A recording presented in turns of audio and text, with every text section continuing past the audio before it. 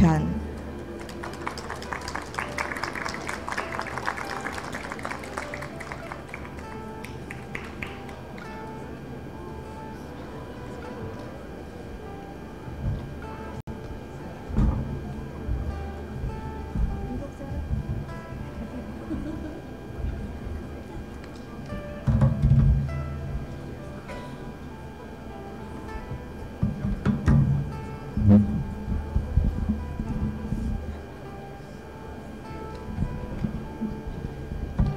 Terima kasih pengacara majlis. Assalamualaikum warahmatullahi wabarakatuh. Salam sejahtera, salam Malaysia Madani dan salam Unimasku sayang. Kepada yang berusaha, panel-panel jemputan kita pada petang ini, Dr. Ami Anak John, pensyarah dari Fakulti Bahasa dan Komunikasi Unimas, dan Encik Muhammad Khidir Mat Isa, Pegawai Pendidikan Pengajian Tinggi juga daripada fakulti yang sama. Rakan-rakan akademik, rakan pustakawan, para pelajar, warga Unimas serta para peserta dan pengunjung secara fizikal di pentas utama Dewan Bankuet Beta Putra Unimas. Tidak lupa juga kepada mereka yang mengikuti program kita secara maya menerusi platform rasmi Facebook Live Perpustakaan Tun Abdul Rahman Yaakob @Lebu Unimas.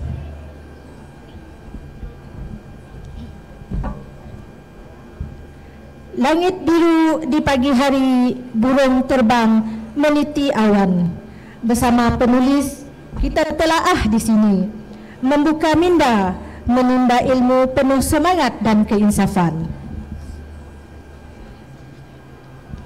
Dengan penuh rasa hormat dan sukacita, saya Sri Munati binti John, selaku moderator program telaah pada petang ini, mengalu-alukan kehadiran tuan-tuan dan puan-puan ke program telaah bicara buku bersama penulis. Hadirin sekalian, sesi telaah ini merupakan salah satu inisiatif Unimas sempena Festival of Idea dan Pesta Buku Borneo 2025, bertemakan memacu perubahan melalui idea hijau dan inovasi, memperkasa literasi, memacu kreativiti.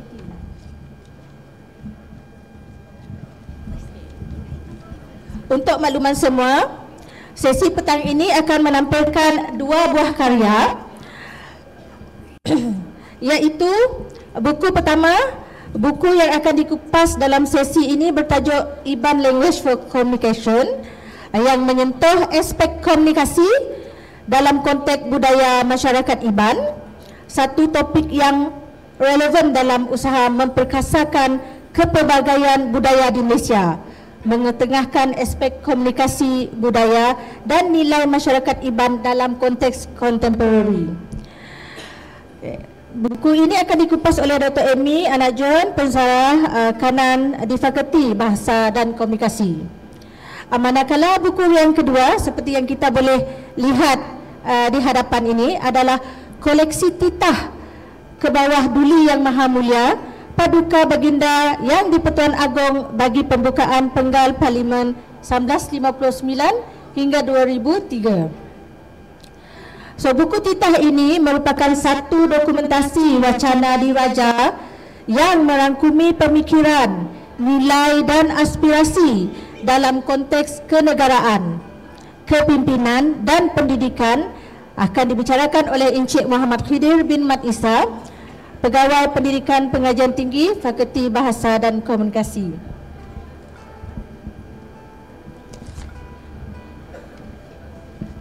Tanpa melengahkan masa, mari kita raikan ilmu dan wacana yang bakal disampaikan oleh dua panel kita. Izinkan saya perkenal panel pertama kita pada petang ini. Hadirin yang saya hormati, panel jemputan kita bagi sesi yang pertama pada petang ini adalah Dr. Ami Anak John. Beliau merupakan seorang ahli akademik yang berpengalaman dan sangat dedikasi dalam bidang bahasa dan linguistik. Dr. Amy memegang diploma dalam pengajaran bahasa Inggeris sebagai bahasa kedua, TESOL, ijazah sarjana muda sains dalam TESOL, ijazah sarjana dalam pendidikan serta ijazah kedoktoran dalam bidang linguistik gunaan. Didorong oleh minat yang mendalam terhadap pemeliharaan dan pemahaman warisan linguistik Sarawak, Dr. Amy menumpukan penyelidikan beliau terhadap bahasa-bahasa etnik di Sarawak dengan penekanan khas kepada bahasa Iban dan bahasa kejaman. Hasil kajian beliau telah memkukuhkan kefahaman tentang kepelbagaian bahasa di Borneo sekaligus memartabatkan warisan linguistik masyarakat pribumi Sarawak. Beliau juga aktif dalam bidang pengajaran dan penyelidikan di Fakulti Bahasa dan Komunikasi Universiti Malaysia Sarawak serta sentiasa berusaha memperkasakan ilmu bahasa tempatan melalui karya ilmiah dan penerbitan akademik. Hadirin sekalian, mari kita berikan tepukan gemuruh kepada Dr. Amy Anak John, penulis buku Iban Language for Communication. Dengan itu, saya mempersilakan Dr. Amy untuk kongsikan secara ringkas latar belakang penulisan buku Iban Language for Communication, seterusnya memulakan kupasan buku beliau. Dipersilakan Dr. Amy. Terima kasih moderator kita petang ni ya. Okey, dan selamat petang semua. Boleh dengar? Boleh? Okey, terima kasih. Yang paling penting sekali, terima kasih untuk para pelajar saya. Okey, kedatangan adalah wajib. Okey, ada markah. Okey, nanti kamu claim A. Ya, right. Okey, terima kasih kerana sudi hadir dan semua. Soalan yang pertama tadi apa ya?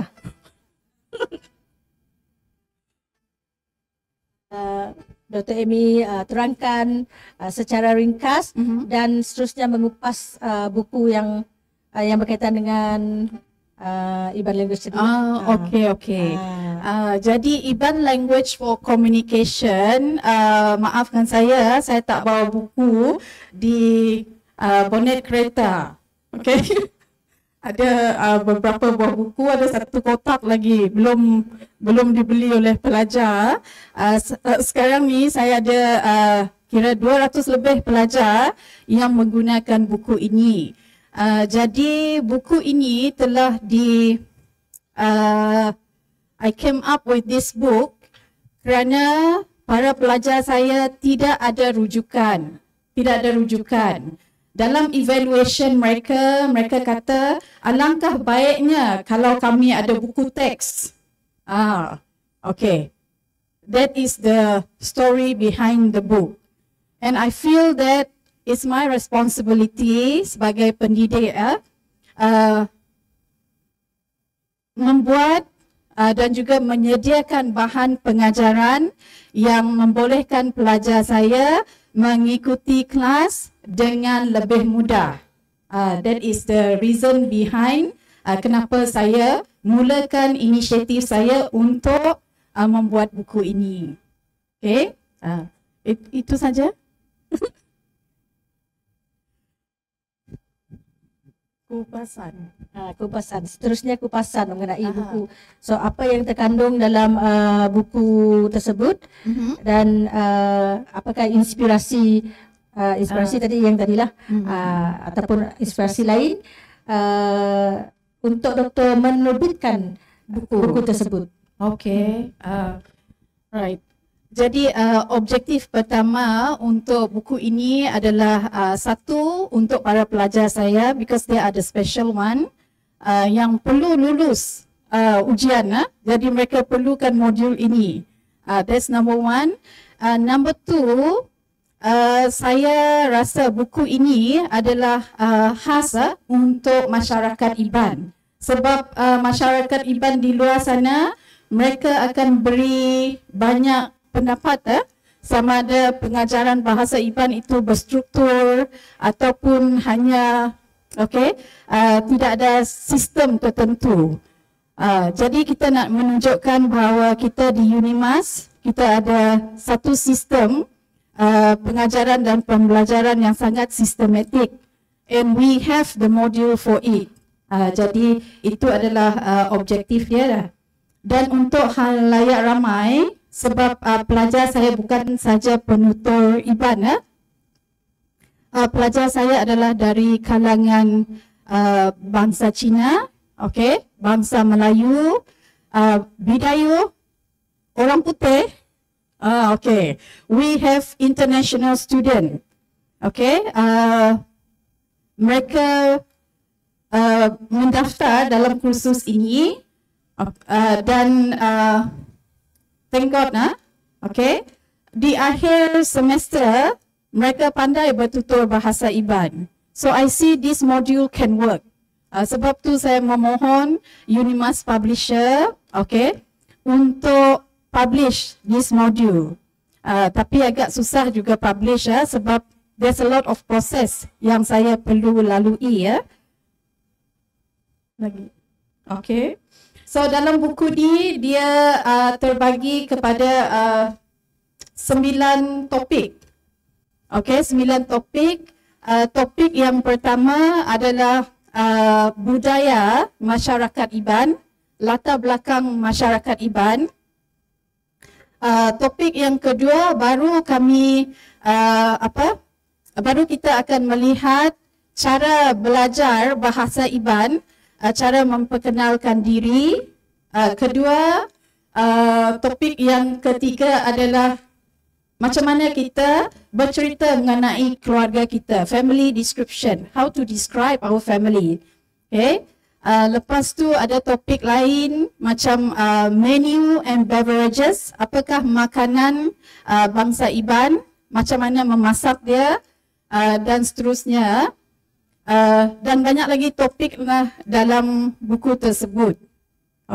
Sebelum kamu mengantuk mendengar saya. Those are the topics. What else?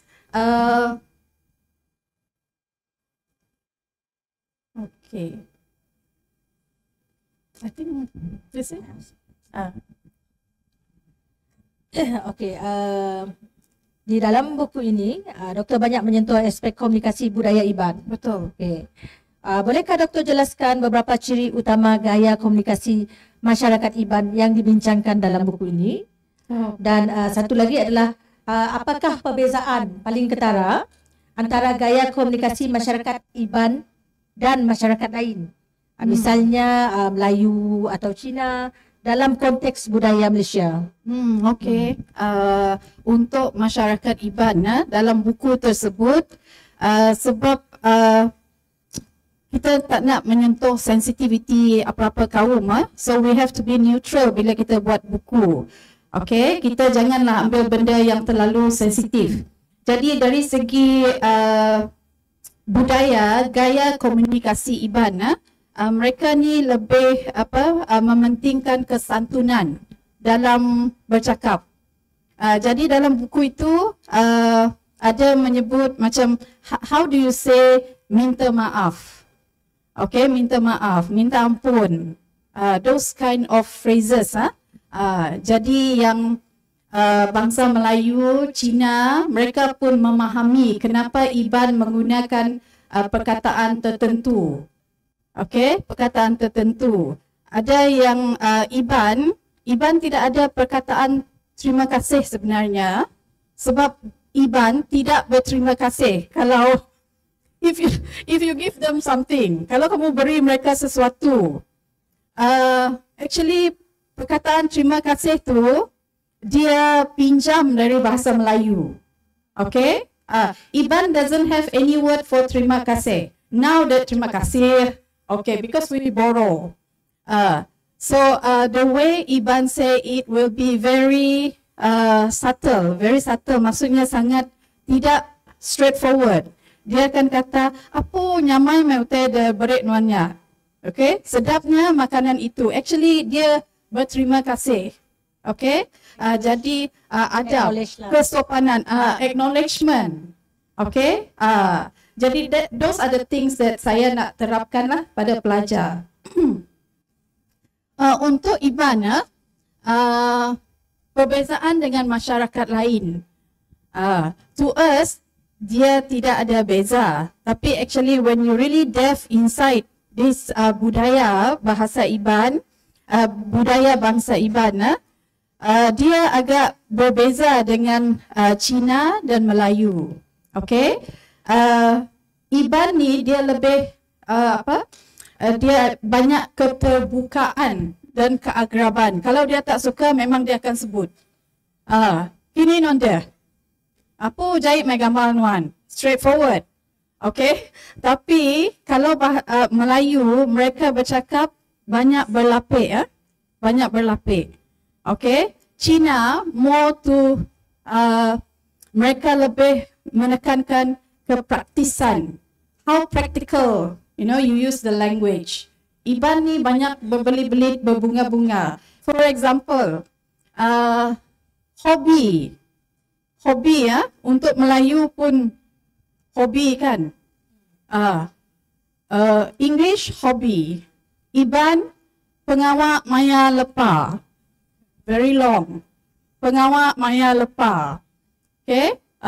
So dia macam for Melayu, for Chinese maybe one word for English. Tapi Iban dia banyak berbelit-belit, too flowery sometimes. Buang masa sometimes. Okay? So that is why kami Iban yang modern sekarang lebih suka meminjam. Okay? Like hobi. Kami guna hobi juga. Okay? Rather than pengawak maya lepa. That is why the youngsters, mereka yang Iban dalam kelas saya tu, mereka Iban yang bukan let's say 100%, percentage mereka Iban hanya 30%. 70% mereka lebih banyak menggunakan Melayu dan English. Okay? That's the reason. Ada lagi soalan? Untuk soalan konteks sosial dan budaya, bagaimanakah komunikasi dalam masyarakat Iban mencerminkan nilai-nilai budaya seperti hormat, gotong royong atau kepimpinan tradisional? Okay. Dalam konteks Iban, kalau ikut buku tu, okay, komunikasi dalam masyarakat Iban lebih menilaikan hormat pada orang tua. Okay, for example, tuai rumah, okay, tuai rumah di rumah panjang. Kemudian dia lebih menggambarkan how do you call it, Iban lifestyle. Banyak fokus pada how Iban live their life. Berduruk, gotong royong, okay. Jadi bahasa yang digunakan dia mencerminkan Iban lifestyle, kehidupan orang Iban. So sekarang dah banyak berubah benda tu. Did I answer your question? Yes. Ada. Okay. Related saling kait dengan soalan tadi itu. Adakah perubahan gaya hidup moden masa kini memberi kesan kepada corak komunikasi tradisional masyarakat Iban? Sebab berdasarkan pengalaman saya, ada juga yang contohnya ketua kampung mendapat satu informasi daripada pihak pihak pengurusan ataupun pihak di atas. So bila mereka tidak faham soalan tersebut, dia akan SMS dengan anaknya untuk explain dalam bahasa Iban. So mungkin Dr. Amy boleh terangkanlah macam bagaimana perubahan gaya hidup moden ini memberi kesan kepada corak komunikasi tradisional masyarakat Iban. Betul-betul. Okey, memang tidak dinafikan kaum Iban sekarang sebab ramai yang telah berpindah ke bandar. Okey. Jadi cara komunikasi pun dipengaruhi oleh teknologi, dipengaruhi oleh siapa yang di sekeliling kita. Okay, our network, our social network. Jadi kebanyakan youngsters yang muda-mudi Iban, mereka tidak menggunakan bahasa Iban sepenuhnya, macam kaum-kaum lain juga. There's a lot of language shift. Okay, bahasa mereka telah berubah, banyak bercampur English, banyak bercampur dengan Melayu. That one cannot be denied. Sebab tu untuk kursus bahasa Iban, actually kaum Iban tidak boleh mendaftar kursus tersebut. Okay, tapi tidak ada black and white kata bahasa orang Iban tak boleh daftar. So kalau dia pergi lawyer, memang kalahlah, Unimas akan bayar banyak. Okay. Jadi apa yang saya buat ialah saya tapis mereka, pelajar ni, tengok berapa fasih mereka. True enough, kebanyakan mereka tidak pandai berbahasa Iban sepenuhnya. So kurang pandai berbahasa Iban, kurang fasih sekarang. Okay, itulah akibat arus kemodernan. Yes. Okay. So nampaknya jawapan Dr. Amy itu telah menjawab soalan aplikasi dan relevansi bahasa Iban dalam pembangunan komuniti. Okey, ada lagi soalan ni. Okey. Apakah cabaran yang Dr. hadapi dalam menghasilkan buku ini dari aspek penyelidikan, dokumentasi atau sensitiviti budaya? Okey, sebab saya buat ni bukan seorang sebenarnya. Behind me there's a lot of people, including my own student. Okay, cabaran pertama adalah pengumpulan data linguistik. Kita kena tengok bahan-bahan yang dikumpul betul ataupun tidak. That is one. Number two is sebab kita nak bahasa kita itu tepat. So we don't want to teach the wrong thing to people. Okay. Yang kedua adalah sebab buku saya tu dia bahasa Iban, di sebelah dia adalah English. Why I choose English? Sebab we have international student. Kalau saya gunakan Iban bahasa Melayu, macam mana pula international student? Mereka takkan faham. So translation adalah satu cabaran. Untuk translate bahasa Iban, it's quite adalah satu cabaran lah. It's not easy to translate bahasa Iban because macam saya cakap tadi, hobi pengawal aku maya lepa. Alright, it's easier to put hobi. Pengawal aku maya lepa is very difficult to look for that phrase. Jadi terjemahan sangat susah lah to translate it to English. Tapi saya nak buku itu go international. Dan dalam messenger Facebook saya, ni nak show off sikit lah. Ada beberapa orang daripada negara luar, UK, Australia, mereka hendak membeli buku tersebut because it is in Iban and also in English. They hope to learn bahasa Iban using that book. Okay, berbaloilah cabaran yang saya lalui untuk come up with that book. Jawab soalan? Okay. Oh, okey. Patutlah sekarang kita boleh nampak ramai orang English, Betul. orang putih yang boleh berbahasa Iban. Betul, betul. Yang menjadi influencer kan? Betul. Okey,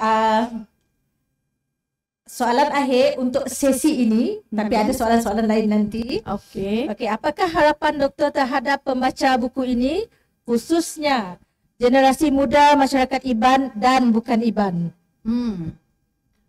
Untuk generasi Iban, saya harap generasi muda melalui buku ini kamu akan lebih menyayangi bahasa kamu sendiri. That's one. Untuk yang bukan Iban, sebab saya ada ramai pelajar Melayu, Cina dan ada yang Tamil. So hopefully melalui buku ini mereka akan mempelajari macam mana hendak bercakap Iban, okay? Macam mana budaya Iban, supaya you learn intercultural.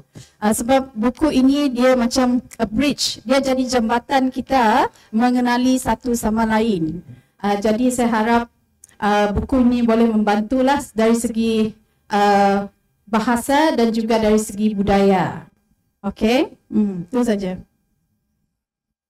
Okey, terima kasih diucapkan kepada Dr. Amy atas kupasan yang begitu menarik dan membina. Terima kasih. Sekiranya ada soalan atau komen, kita akan buka sesi soal jawab selepas panel kedua nanti. Okey? So pastikan anda ada soalan supaya dapat markah lagi untuk pelajar-pelajar Dr. Amy ya. Okey, seterusnya kita akan teruskan dengan sesi kedua, iaitu kupasan buku koleksi titah. Saya ringkaskanlah, koleksi titah sajalah. Oleh oleh Encik Muhammad Khidir bin Mat Isa. InsyaAllah nanti jadi doktor kan. Bismillahirrahmanirrahim. Belum. Okey. Izinkan saya perkenalkan dulu. Okey. Okey, para panel kita seterusnya. Okey, Encik Muhammad Khidir bin Mat Isa, seorang pegawai akademik pendidikan tinggi dengan pengalaman profesional melebihi 8 tahun dalam bidang penerbitan, komunikasi strategik dan wacana legislatif. Beliau pernah berkhidmat sebagai editor di Parlimen Malaysia serta pegawai perhubungan awam di Kementerian Komunikasi.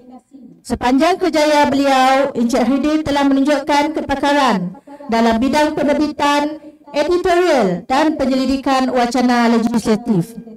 Beliau pernah berkhidmat dalam bahagian komunikasi korporat yang merangkumi tanggungjawab menyelaras dan membangunkan siaran media, strategi komunikasi, liputan media di peringkat persekutuan dan negeri serta pengurusan kandungan grafik dan media sosial kementerian.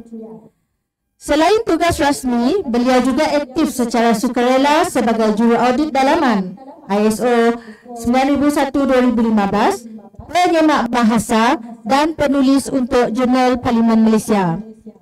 Atas sumbangan cemerlang beliau telah menerima Anugerah Perkhidmatan Cemerlang Parlimen tahun 2023 dan merupakan penerima 3 kali Anugerah Sastra Negeri Sarawak dengan hasil penulisan 27 esei kritikal dan jurnal yang membicarakan tentang bahasa, budaya dan kesusastraan Melayu.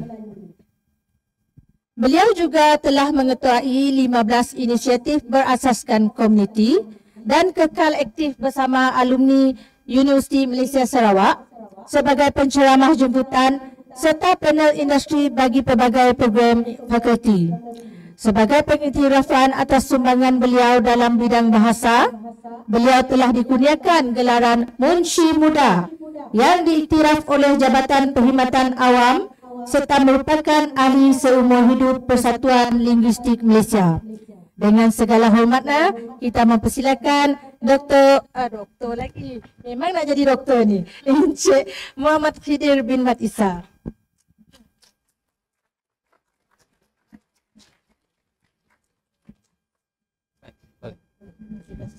Okay, baik. Bismillahirrahmanirrahim. Assalamualaikum warahmatullahi wabarakatuh.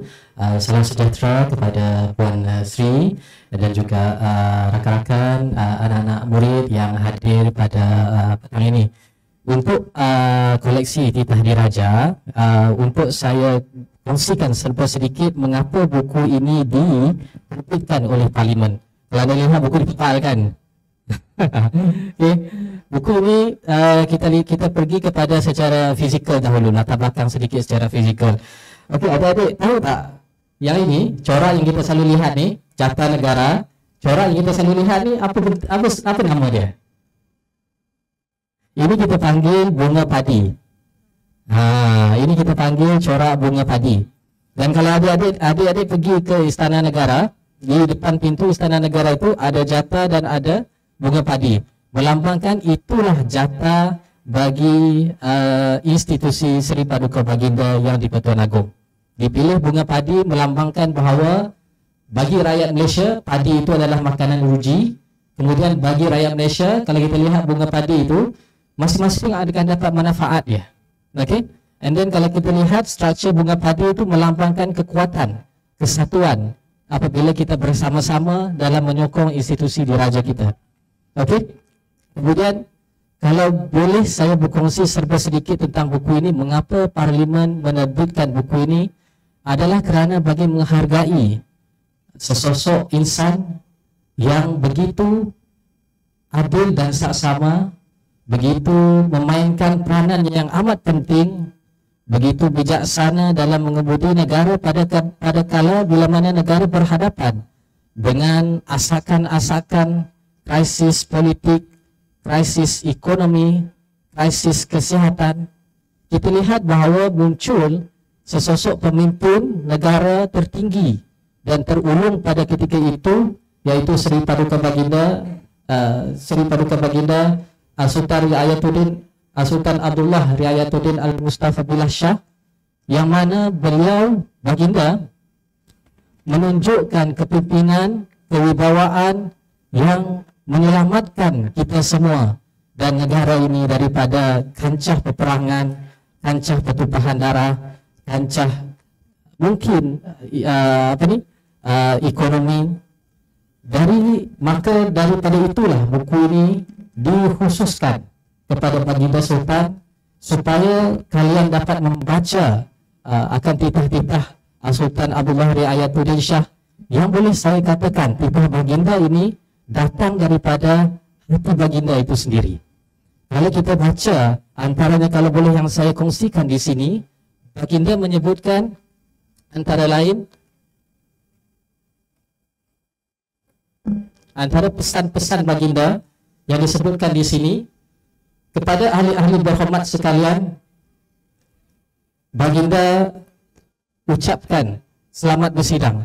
Semoga persidangan parlimen ini akan mencipta landasan ke arah martabat dan mendaulatkan negara tercinta ini. Baginda berdoa sebagai rakyat dan rakyat yang baginda kasihi akan terus diberkati, dianugerahkan Allah Subhanahu wa taala taufik dan hidayah. Dan kalau kita lihat antara lain yang ditekankan oleh Sultan Abdullah Riayatuddin Shah ini, bahawa institusi agung itu merupakan satu institusi yang berdiri di atas semua.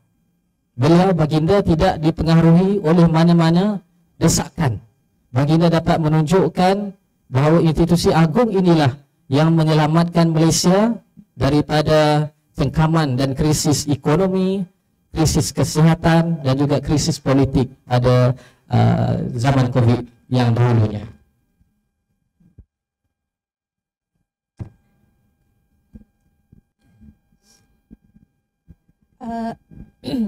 Apakah inspirasi atau rasional di sebalik penerbitan buku ini? Adakah ia semata-mata dokumentasi sejarah atau lebih daripada itu? Ataupun mungkin ada hasrat lain mengapa buku koleksi titah ini diterbitkan? Okey, baik. Kalau boleh saya berkongsi kenapa koleksi titah ini kita bukukan adalah kerana walaupun di luar sana ada banyak buku dan rujukan tentang dasar-dasar negara, tetapi kita lihat bahawa buku-buku tentang dasar negara ini hanya menceritakan secara terpecah-pecah. Dia tidak menggambarkan dasar negara bermula pada tahun 1959 sehingga 2023. Jadi kalau kalian nak tahu macam mana negara ini bergerak daripada tahun 50-an, kita berhadapan dengan ancaman komunis. 60-an ada penyertaan Sabah dan Sarawak ke Malaysia. Kemudian pada tahun 70-an kita berhadapan dengan krisis kaum. Kemudian pada tahun 80-an dan 90-an kita berhadapan dengan krisis ekonomi pada ketika itu, dan pada tahun 2019 hingga 2023 kita berhadapan dengan krisis kesihatan. Jadi semuanya dasar-dasar yang mungkin pelajar-pelajar kita perlu kuasai, semua itu ada dalam buku ini. Daripada dasar DEB kepada dasar agro negara pertanian, di mana Malaysia pada tahun 50-an merupakan negara pertanian. Jadi daripada negara pertanian itu berubah menjadi negara perindustrian. Itu ada diceritakan dalam buku ini. Okey. Kemudian kita ada tentang dasar DEB yang menceritakan tentang hasrat negara pada ketika itu untuk menyusun semula rakyat dan negara ini supaya kesejahteraan, nikmat ekonomi itu dirasai oleh semua bangsa dan semua kaum di negara ini.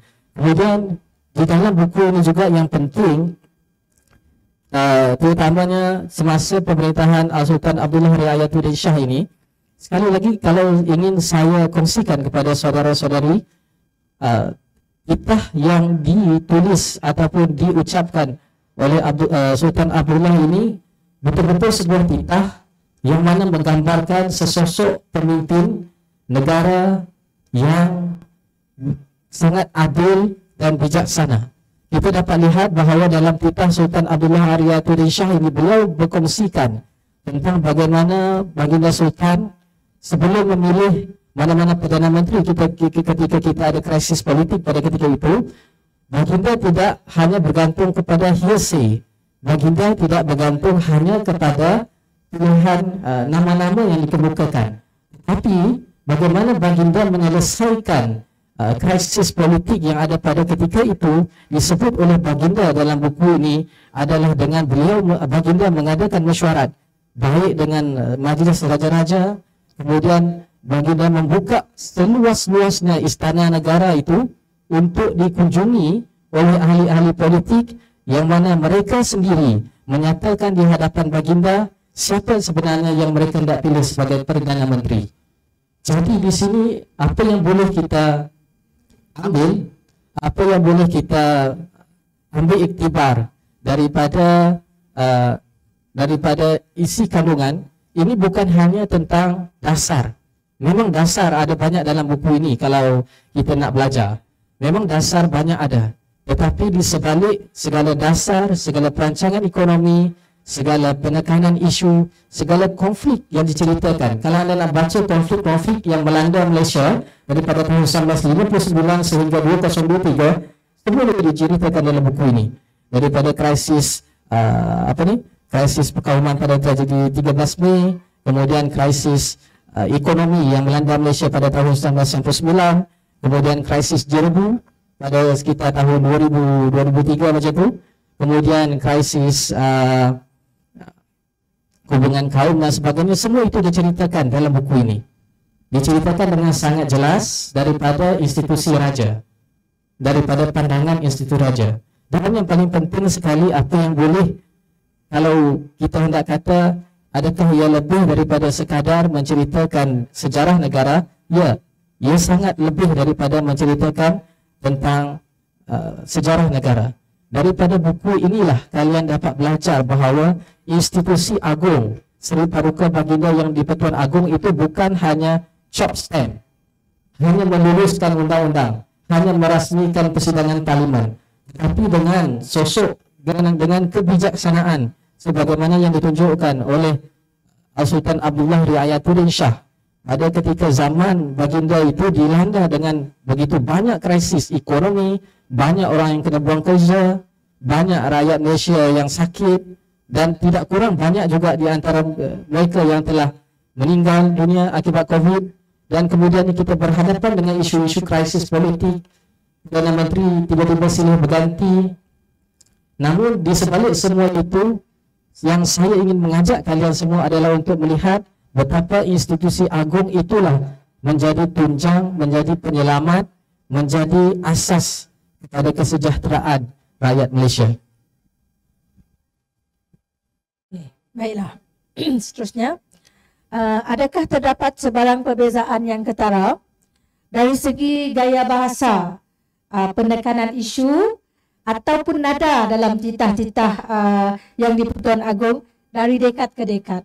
So, yang kita ketahui bahawa buku titah ini adalah koleksi daripada tahun 1959 sehingga 2023. So mungkin ada perbezaan gaya bahasa ataupun nada daripada titah-titah baginda.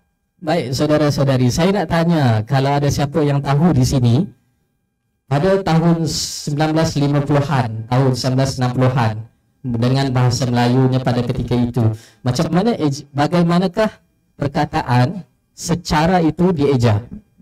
Dan sangat sempurna macam mana? Betul.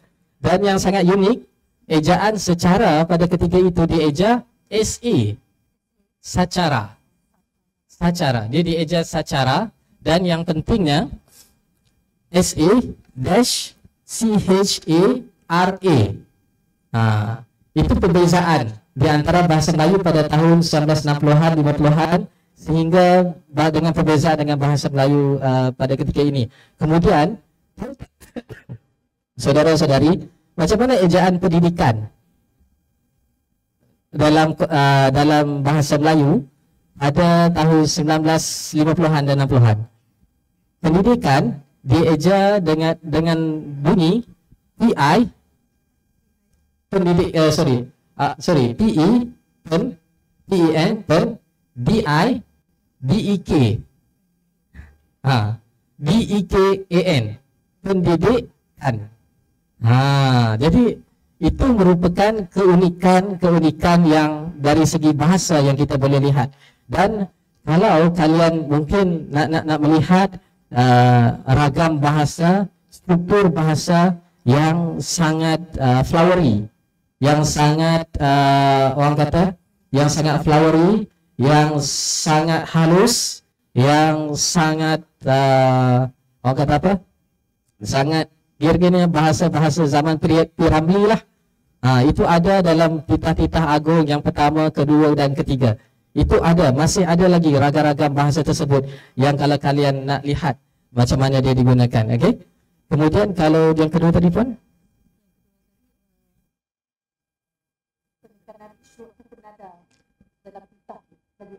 okey, baik. Dalam titah baginda, dalam sesebuah titah, pertama dia akan membicarakan perkara-perkara penting dalam negara, dalam setiap titah Seri Paduka Baginda Yang di-Pertuan Agong. Dia akan sentuh tentang pendidikan, dia akan sentuh tentang sosial, dia akan sentuh tentang kesihatan, dia akan sentuh tentang keselamatan. Itu perkara-perkara standard yang perlu yang kita dapat baca dalam kesemua titah dari tahun 1959 sehingga tahun 2023. Itu standard. Tetapi kalau apa yang boleh saya kongsikan di sini, dia ada beberapa titah yang bagi saya itu sangat unik, sangat istimewa, sangat khusus, yang mana dia menceritakan, dia datang daripada hati nurani Seri Paduka Baginda Yang di-Pertuan Agong itu sendiri. Sebagaimana yang telah saya sebut, kita dapat baca daripada titah Sultan Abdullah Riayatuddin Shah, yang mana beliau berkata, apa perbezaan di antara titah Sultan Abdullah Riayatuddin Shah dengan titah-titah yang lain. Kalau boleh saya kongsikan, hanya titah Sultan Abdullah Riayatuddin Shah satu-satunya titah diraja yang mendidik, menasihat, menegur ahli-ahli politik kita yang mencetuskan pelbagai krisis sehingga menyebabkan pada akhirnya rakyat marhin pada ketika dilanda zaman COVID itu sendiri akan mendapat kesan dan implikasi negatif. Dan yang ketiga pun, okey, bagi soalan berkaitan dengan nilai dan falsafah pula. Okey, apakah nilai teras yang sering diketengahkan oleh Baginda Yang di-Pertuan Agong dalam titah Baginda?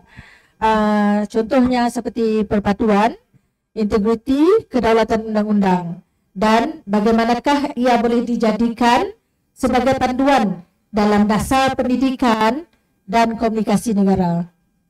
Baik, terima kasih atas soalan tersebut. Kalau ada satu aspek yang orang kata evergreen daripada tahun 1959 sehingga tahun 2023 dalam titah ini, satu perkara yang evergreen adalah tentang perpaduan.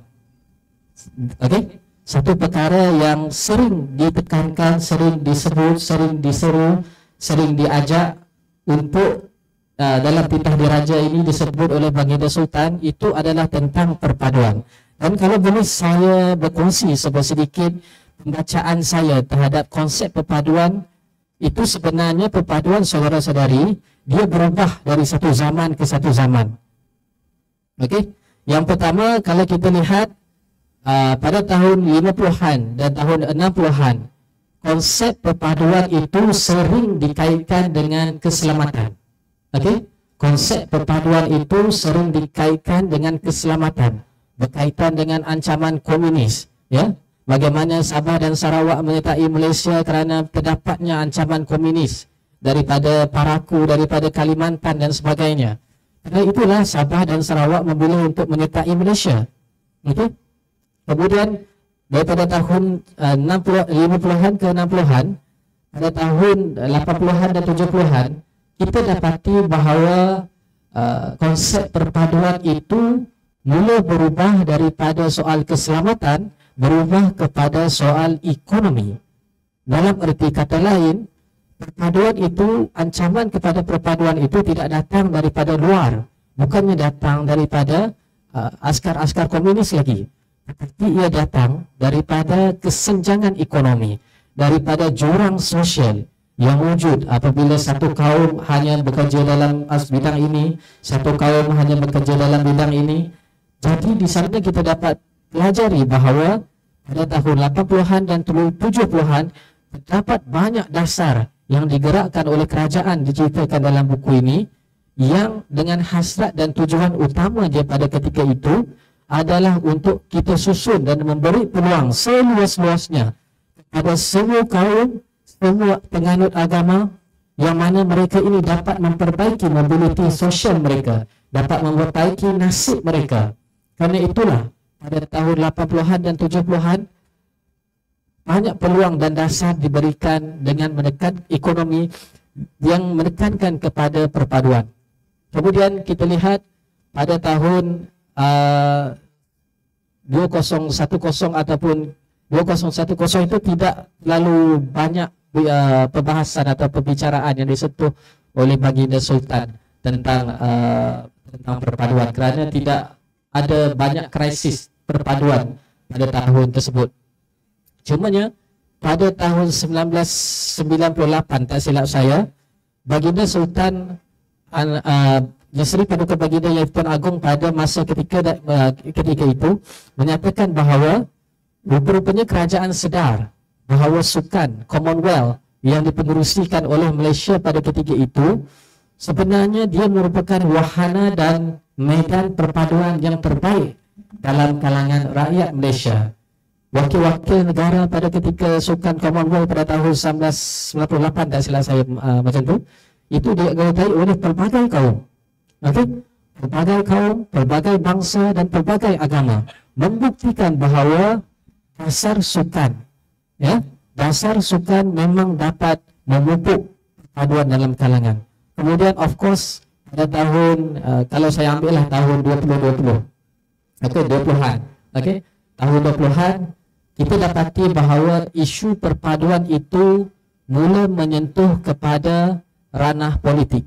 Okey, isu perpaduan itu mula disentuh dari ranah politik, dan seperkara yang mungkin iktibar dan iktisar yang boleh kita ambil daripada 20-an menunjukkan bahawa institusi agung merupakan institusi yang menyelamatkan negara daripada krisis-krisis yang teruk melanda kita pada ketika itu. Pada tahun tersebut 20-an kita dapati bahawa sentimen perkauman, sentimen keagamaan itu sangat gencar dimainkan oleh sebilangan kelompok yang berambisi mempunyai agenda-agenda tertentu. Namun di sebalik dan di atas semua itu, Seri Paduka Baginda Yang di-Pertuan Agong di bawah konsep raja berperlembagaan, di bawah konsep sistem demokrasi, semua pihak boleh mengantar wakil-wakil rakyatnya ke parlimen dan suara mereka didengar di parlimen. Kemudian raja berperlembagaan, meskipun raja tersebut boleh melantik Perdana Menteri, namun Baginda tidak boleh terlalu masuk mencampur terlalu dalam urusan eksekutif.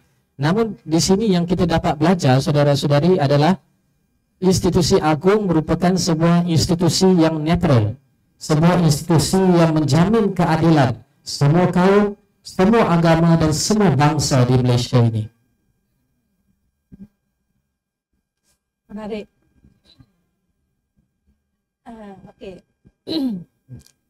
Sebagai seorang pegawai pendidikan pengajian tinggi, bagaimana Encik Khidir melihat nilai kandungan buku ini untuk dimanfaatkan dalam kurikulum, penyelidikan dan pembangunan sasiah pelajar. So kita ramai pelajar-pelajar kat sini kan.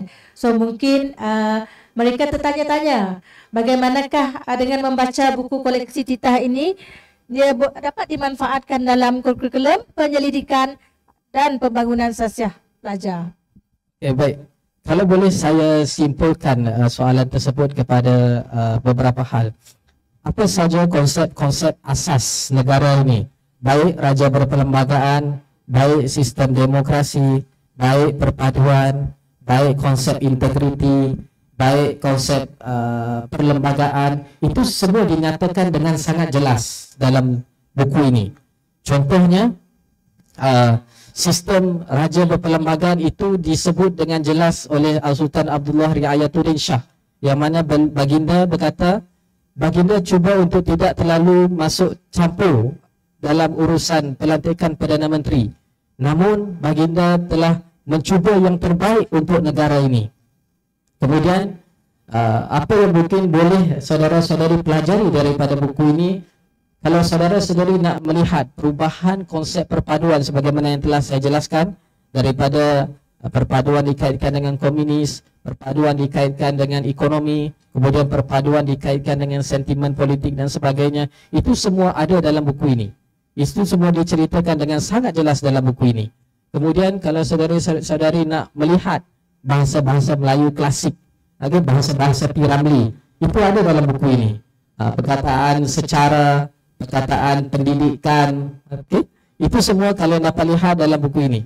Kemudian dari segi sasiah dan mungkin dari segi sasiah, apa yang boleh kalian dapati daripada buku ini adalah sebenarnya seruan-seruan kepada perpaduan, seruan-seruan kepada memupuk rasa kasih sayang, rasa hormat menghormati, tidak memainkan, tidak menyentuh isu-isu sensitif. Itu saudara-saudari telah disebut dari tahun 1959 lagi. Okey? Itu telah disebut dari tahun 1959 lagi.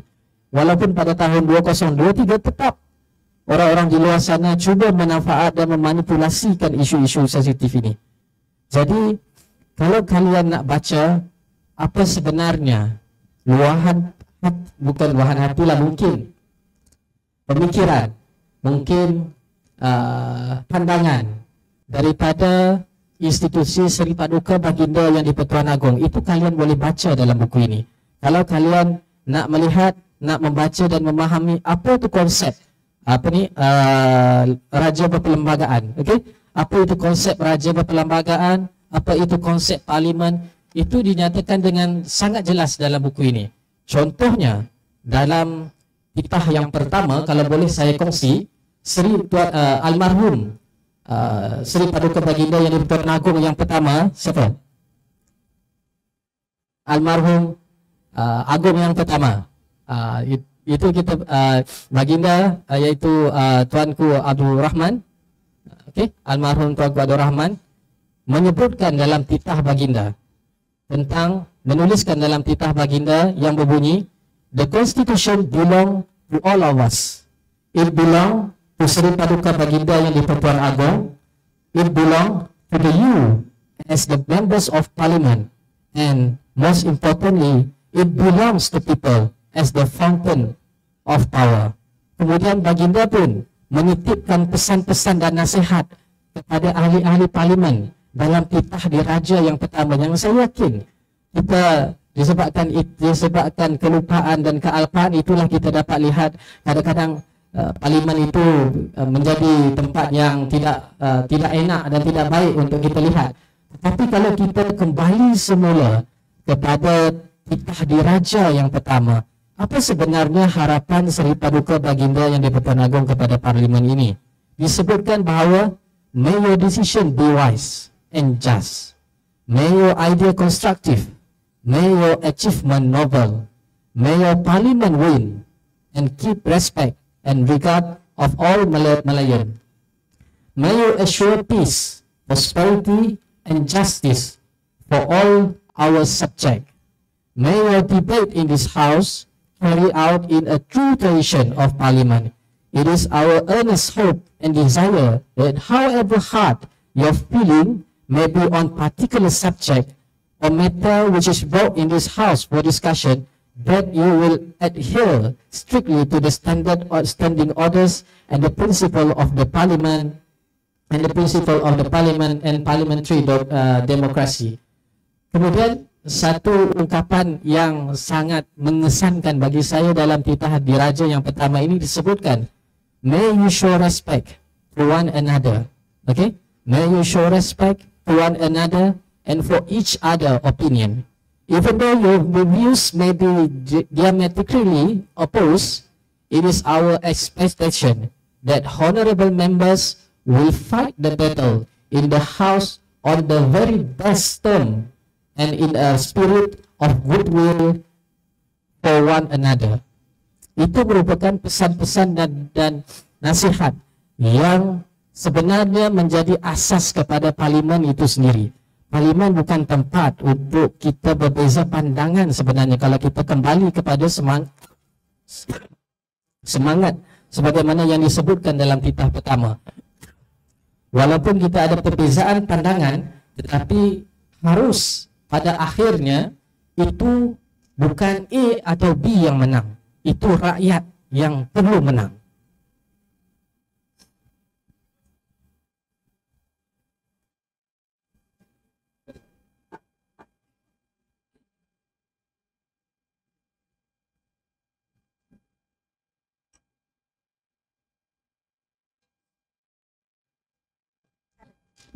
Saya ingat ada lagi nak tambah tadi.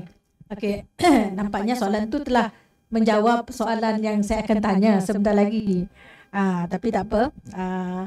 Untuk refleksi sesi yang kedua ini, apakah harapan Encik Haider terhadap pembaca, pelajar-pelajar nantilah selepas sesi ini kan mungkin berminat untuk membaca koleksi titah Paduka Baginda Yang di-Pertuan Agong ini. Okey, apakah khususnya untuk generasi muda setelah membaca buku ini, apakah mesej utama yang patut mereka hayati?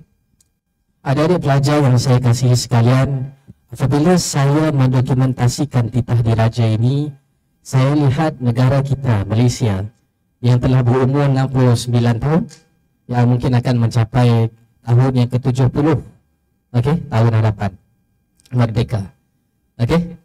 Apa yang saya lihat, apa yang saya pelajari, apa yang saya retrospeksi daripada buku ini, bahawa perjuangan, pengorbanan bapa-bapa kita dulu bukan mudah dan senang.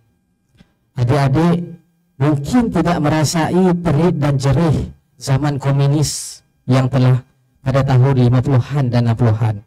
Kalau kita bercakap pun negara ini telah dibina, negara ini kena dijaga, negara ini kena dipelihara, jangan musnahkan keharmonian kesejahteraan negara ini. Mungkin adik-adik tidak begitu merasainya. Kerana zaman kita bukan zaman yang berhadapan dengan ancaman komunis. Rumah kita tak pernah dibakar lagi oleh komunis. Rumah-rumah panjang kita, rumah-rumah baruk kita. Tetapi kalau adik lihat bagaimana bapa-bapa kita terdahulu membina landasan Malaysia, memperjuangkan wujudnya sebuah negara yang bernama Malaysia, saling berkorban, saling menjaga antara satu sama lain. Askar-askar British datang daripada British, kemudian askar-askar daripada Semenanjung datang ke Sabah Sarawak untuk menyelamatkan pribumi-pribumi dan rakyat Barhin di bawah daripada ancaman dan pembunuhan yang dilakukan oleh tentera-tentera komunis pada ketika itu. Itu semua memberikan saya satu pelajaran. Kemudian kita lihat banyak sudah krisis yang telah melanda negara. Kita ada krisis kaum, kita ada krisis ekonomi, yang mana pada ketika itu mata wang ringgit ini terlalu sangat dan terlalu rendah. Kemudian yang titah-titah yang terakhir itu menunjukkan bahawa Baginda Sultan begitu prihatin kepada nasib, kesejahteraan dan keadaan rakyat pada ketika itu. Jadi saya fikir kalau kalian membaca buku ini, kalian akan mendapati bahawa untuk sampai ke saat dan ketika ini untuk dapat duduk dengan sejahtera, dengan selamat, tanpa perlu ada ancaman, untuk semua kaum, semua bangsa boleh belajar. Contohnya di Unimas ini, itu tidak datang dengan mudah adik-adik. Itu berdiri di atas darah dan keringat bapa-bapa kita terdahulu. Lantas, apa yang ingin saya ajak saudara-saudari sekalian, untuk kita sama-sama menginsafi betapa untuk membela negara bukanlah sebuah tugas ataupun sebuah perkara yang remeh, tetapi anak-anak sekalian, untuk menghancurkan kesejahteraan, untuk memusnahkan keharmonian, itu cukup mudah, itu cukup senang. Okey? Kalau kita lihat apa beza Malaysia, apa keistimewaan Malaysia ini daripada negara kita di sekitar. Kita lihat bahawa semasa kita berhadapan, saya ingin mengajak saudara-saudari merenung. Saya ingin mengajak saudara-saudari merenung akan betapa khusus, istimewa dan berkesannya institusi agung pada saat dan ketika negara ini dilanda dengan krisis kesihatan, ekonomi dan politik pada tahun-tahun COVID. Adik-adik cuba Google, cuba Google News Indonesia, News Indonesia DPR macam itulah. Di sana adik-adik, dengan hanya krisis politik sahaja, orang boleh terbunuh. Dengan hanya krisis politik sahaja, rumah-rumah dibakar. Dengan hanya krisis politik sahaja, banyak sekali kerugian dan kemusnahan. Contohnya di Yogyakarta, kita lihat betapa indahnya jalan-jalan di sana dengan struktur dan bangunan-bangunan di sana. Namun dengan hanya krisis politik sahaja, semuanya ketabrakan, semuanya hancur. Tetapi di Malaysia, walau segetir manapun krisis yang kita hadapi, kita belum sampai ke tahap itu. Kenapa? Kerana kita mempunyai sesosok pemimpin yang paling tinggi, yang paling ulung, yang mana institusi agung inilah yang menjadi penengah kepada segala perbezaan dan persengketaan kaum. Baik juga menjadi penengah bagi segala krisis politik yang ada. Jadi kalau kalian dapat melihat dan membaca, mengambil iktibar dan intisari di sini, kalau boleh saya cadangkan itu, baca titah-titah yang ditulis oleh Sultan Abdullah Riayatuddin Shah dan lihat betapa baginda cuba untuk menjadi agung yang adil. Baginda cuba menekankan bahawa jangan terlalu bermain politik. Rakyat di luar sana berhadapan dengan krisis kesihatan. Ramai orang yang sedang mati. Ramai orang sedang dibuang kerja. Sebab itulah baginda menegur, menasihati pemimpin-pemimpin pada ketika itu untuk tidak terlalu memanipulasikan keadaan. Kerana baginda Sultan ini sangat peduli, sangat prihatin dan sangat sayangkan rakyat-rakyatnya. Jadi mungkin itu sedikit yang boleh dipelajari daripada buku ini. Terima kasih Encik Khidir. Okey. Seperti yang kita janjikan tadi, masa mencemburui kita, namun saya tidak mahu tidak menepati janji. Kita buka ruang untuk sesi soal jawab dan perkongsian pendapat daripada para hadirin yang ada secara fizikal. Jika ada yang ingin bertanya ataupun memberi komentar, dipersilakan angkat tangan dan terus maju ke mikrofon. Nyatakan nama dan fakulti ataupun jabatan serta soalan anda.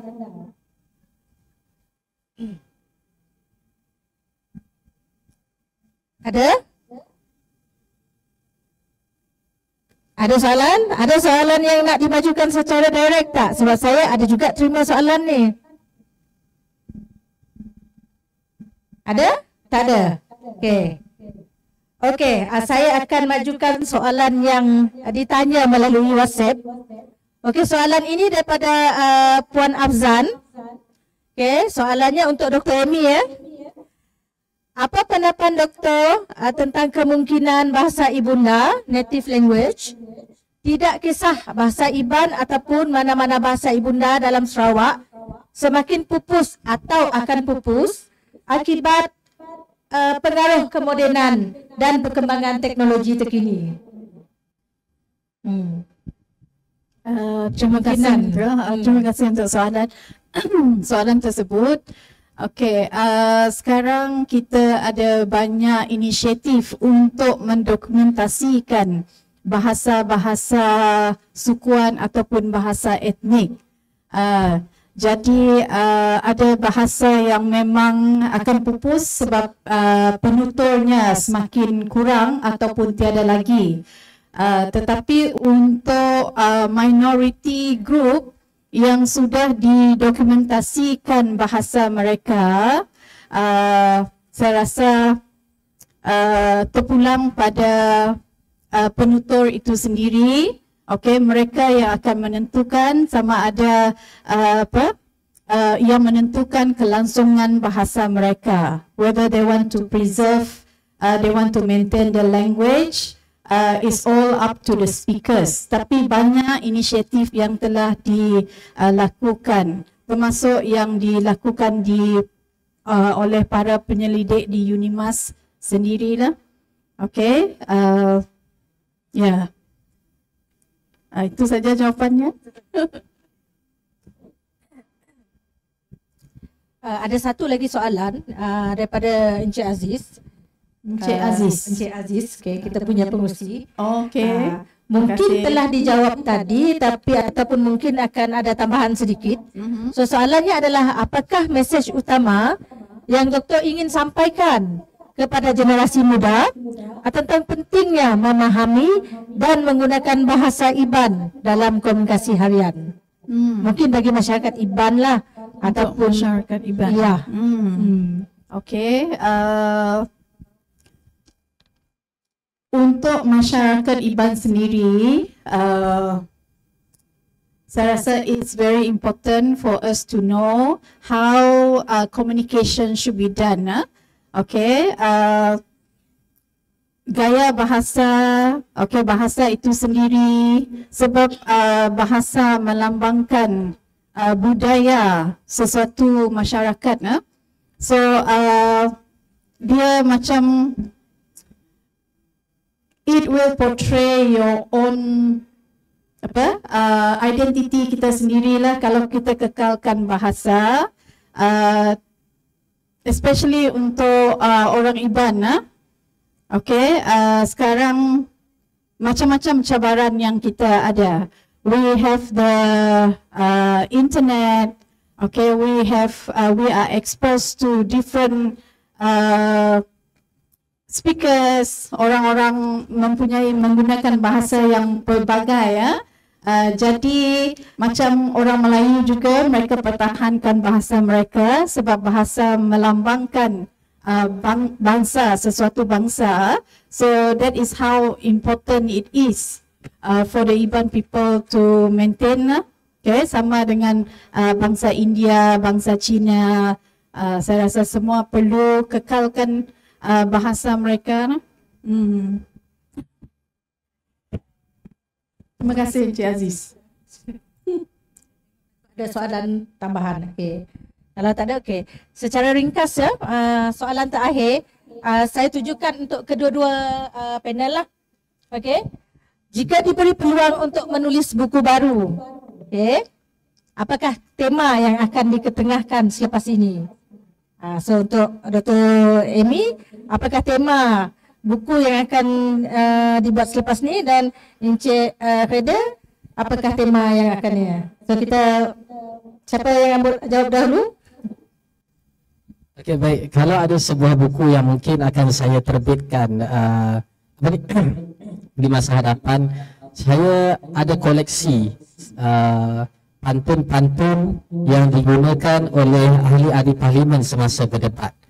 Kalau saudara-saudari nak tahu bahawa pantun memang merupakan wahana ataupun alat untuk mengetengahkan pemikiran dan perbezaan pandangan.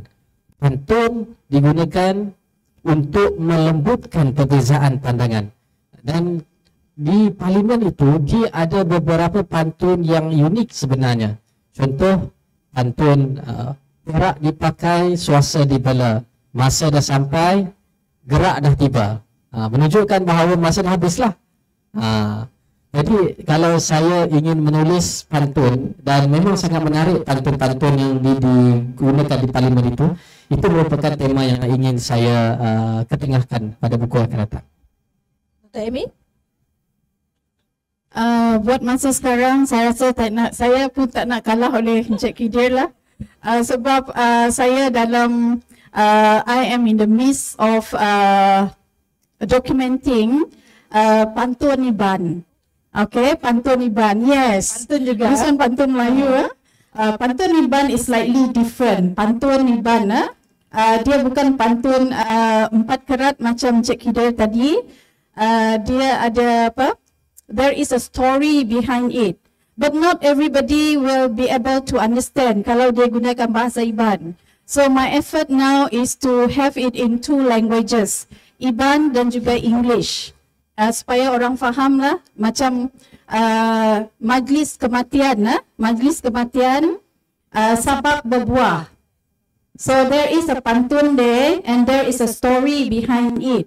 Macam mana orang yang menangis tadi mengiringi orang yang mati ke alam yang satu lagi.